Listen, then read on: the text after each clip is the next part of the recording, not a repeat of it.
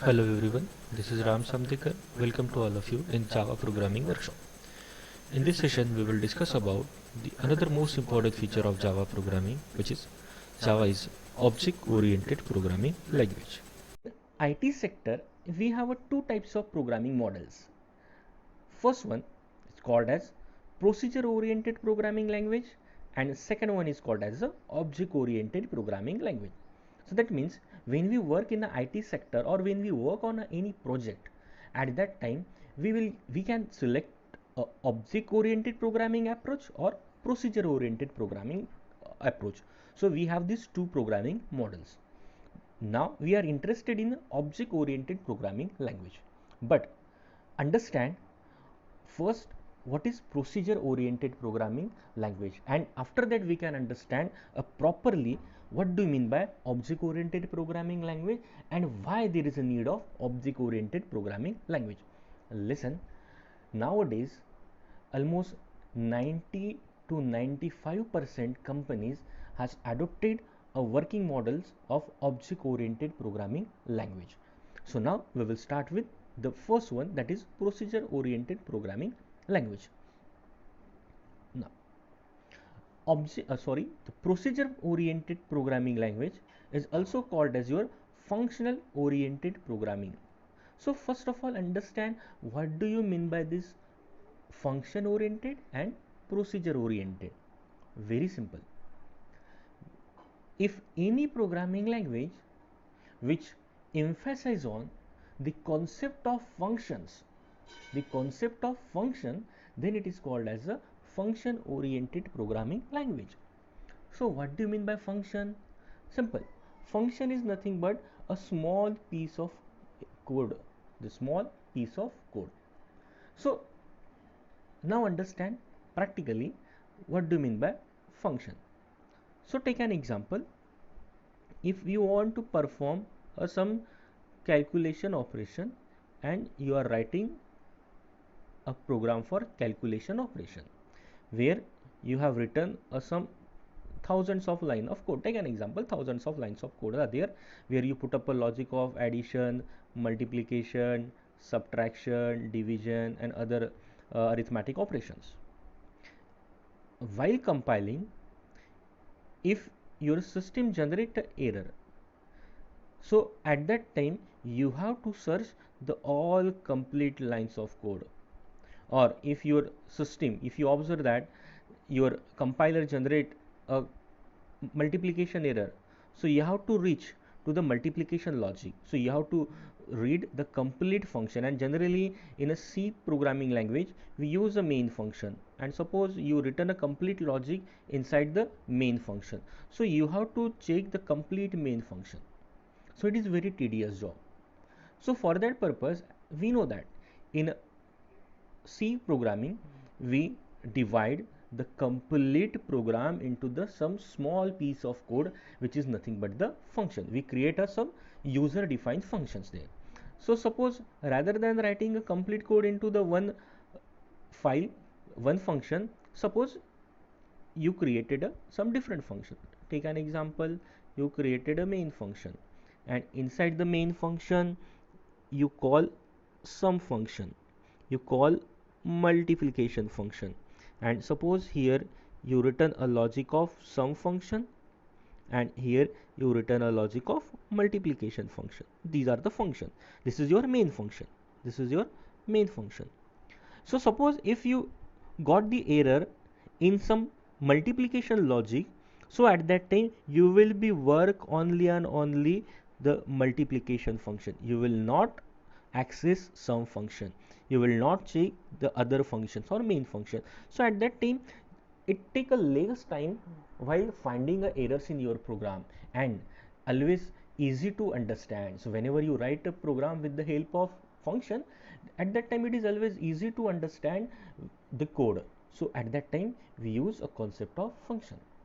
So function is the most important concept we use in C programming language or other programming language which are the functional or procedure oriented programming language. So we should be know that what is function. Function is a small program used to perform some particular task. And the major benefits of function is write once and use many time. Take a simple example again. Suppose if you are using a printf function, in a C programming language. So this is a standard predefined function. It is written by Dennis Ritchie at once. But whenever you required in your program, you can use this print function number of times. Whenever you need a print function, you can use this function. So that means write once and use many times. So there are number of functions provided by your functional oriented programming languages, which is already predefined. So whenever you need, you can write or you can use that function anytime in your program, number of times. Same pattern, you can use a user defined functions at number of time, write once and use number of times. So this is a benefit of using a function. So if the function oriented programming language is providing that such a type of functionality, so why we are thinking about object oriented programming language? Very simple. To understand this, now first of all understand the problem with function. Which are the problems that can be arise while using a function? Now let me explain practically. This is the most important part. Take an example. Suppose we are writing a one program and this is your main function.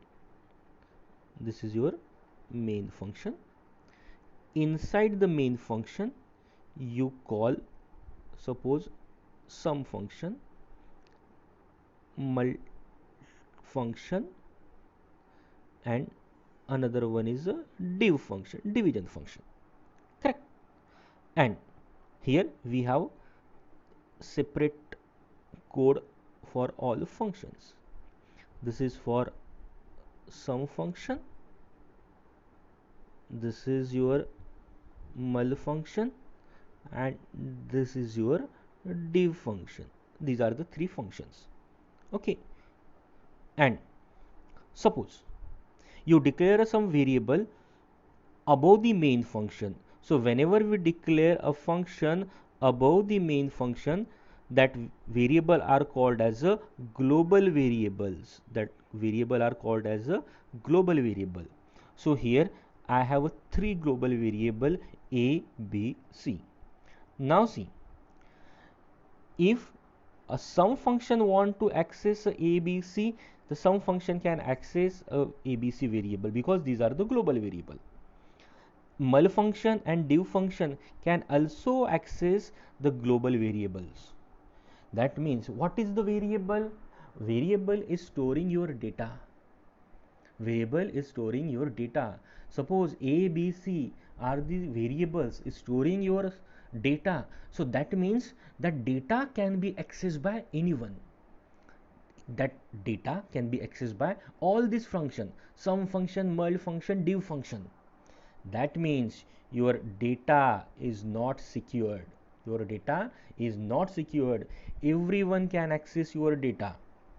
So you can say that, sir, we can provide a restriction on this. Suppose, like, I want to allow A and B can be accessed by only sum and mul function. It cannot be accessed by div function. Then what will be the solution? Think about this. My question is, if we want to give access of variable a and b to function sum and multiplication function, summation function and multiplication function, not to the division function. So what will be your logic? If you write a variable inside the sum, then a act as a local variable. So at that time, multiplication function and division function cannot access this variable a. So there is no solution. That means what? If you are defining any function, sorry, any variable globally, so at that time any function of your program can access that data. Anyone can access that data. If anyone can access that data, that means your data is not secured. Your data is not secured. And to why? Now, first of all, think why your data is not secured. Because your function is separate and your data is separately stored. Your function is stored separately somewhere and your data is stored separately somewhere. How can we provide a solution to them? Very simple. Suppose if you are able to bind if you are able to bind a function and data together, means wrapping a function and data. Function means here sum is a function, data means here a is a data. When you are able to wrap a data or store a data and function together, that time you can provide a security to this data. That means in this case only some can access a variable a, other cannot access. If same pattern, if I am writing a here, so at that time the mul function can access a variable a, the div function cannot access. Now in this case you solve your problem. The sum is now accessing a variable a and mul is also accessing a variable a, but div function cannot access this. That means you are providing a security to your data. So in simple word, when you when you wrap your data and function together, then that concept is called as a object. And the this concept, that programming language support, that programming language is called as the object oriented programming language. That programming languages are called as the object oriented programming language. So to provide security to your data, at that time we use object oriented programming language. The programming languages like C are not provide like the programming languages like functional oriented and procedure oriented programming languages are not support security, and for that purpose we have to work with the object oriented programming language. So procedure oriented programming is not secured one. The procedure oriented programming is not secured one. Another one, if one of the function manipulate or damage the data, then we are lose the correctionless or integrity of that data. These are the drawback of your procedure oriented or function oriented programming language. And now the solution is object oriented programming language. For that purpose we use a concept of object oriented programming language. So that means object oriented programming languages provide security. For example, the object oriented programming languages are like Lisp, Ada, Algo, then C++, Java, Object, Pascal. These are the best example of your object oriented programming language. And the most important point, in order to say a programming language is object oriented programming language, it has to satisfy 8 features of object oriented programming language. So whenever you say that the Java, C++, COBOL, Lisp, ADA, Algol, these are the object oriented programming language. So how can we say that these are the object oriented? So object oriented programmings provide 8 features. If programming language support that all features, then that language is called as the object oriented programming language. So which are those 8 features? First, class. Second one is object, then data abstraction, data encapsulation, inheritance, polymorphism, dynamic binding, and message passing. These are the 8 features of object oriented programming language. These are not features of Java. or these are not features of C++.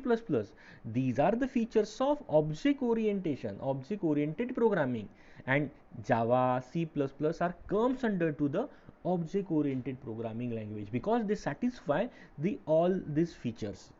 They satisfy the all these features. So I repeat here, understand the major purpose of object oriented programming language. Procedure oriented programming languages are not secured programming languages. Procedure oriented or functional oriented programming languages are not secured programming languages because they store data separately and they store a function separately. So what we want? We want such a solution where we bind a function and data together. We can bind a function and data together. Here, suppose A is a data and here I am using a one function s. So what this circle is indicate that inside the circle you can find out the a and function. So you can clearly observe data and functions are wrapped together, are combined together. At that time this is called as the object. This concept is called as the object, and that programming language called as the object oriented programming languages. Now understand the next point. This is a topic of debate whether the Java is a purely object oriented programming language or not.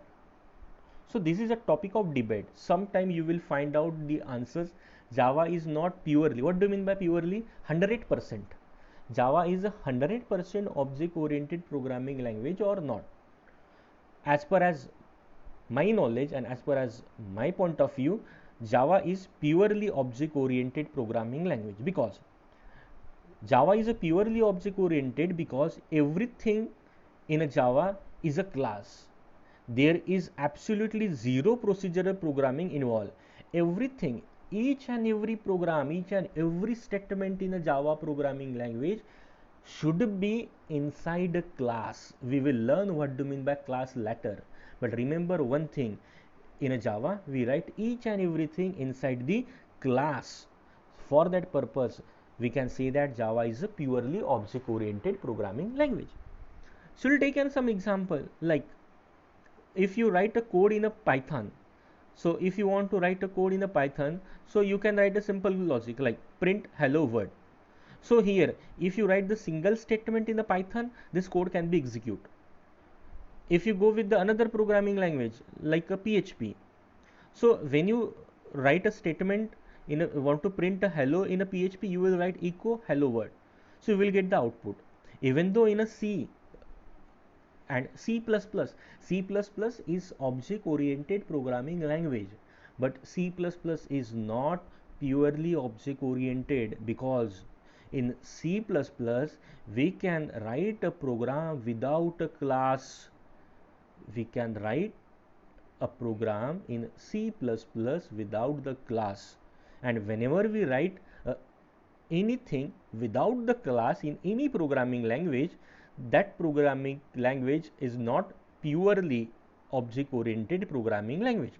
That can be object oriented because C++ is object oriented because it provides support to all 8 features of object orientation, but every logic in C++ is not written inside the class. There are some programs we can write without the class in C++, but in Java,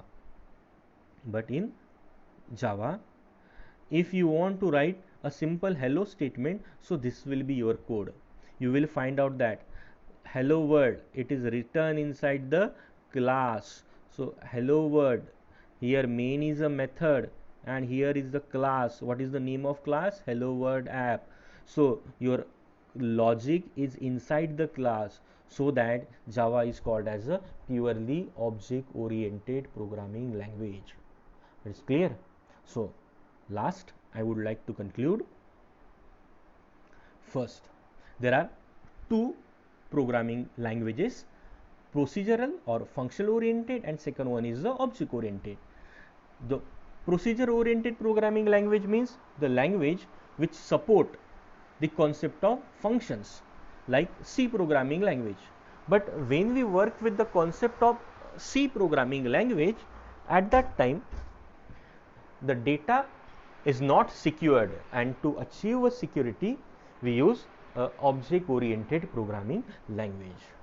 And Java is purely object oriented programming language, because everything in a Java, it must be written inside a class. It should be written inside the class.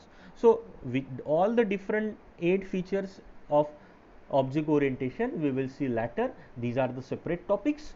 So this is why Java is called as object oriented programming language. Fine. So thank you so much for your time.